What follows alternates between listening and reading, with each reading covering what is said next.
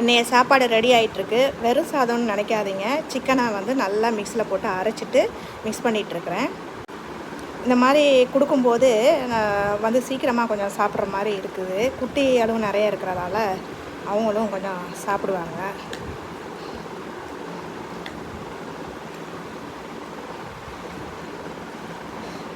எனக்கு சாப்பாடு வைக்கும்போது வீடியோ பண்ண முடியலை. என்னென்னா அதை அவங்கள கவனிக்கும்போது நமக்கு வந்து வீடியோவும் எடுத்துகிட்டு சாப்பாடும் வச்சுட்டு அதை நமக்கு பண்ண முடியலை. இது இன்னொரு இது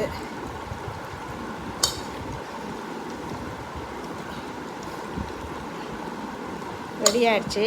ஆறினோடனே இன்னும் கொஞ்சம் சூடாக இருக்குது. கொஞ்சம் ஆறினதுக்கப்புறமா சாப்பாடு கொடுத்துருவேன்.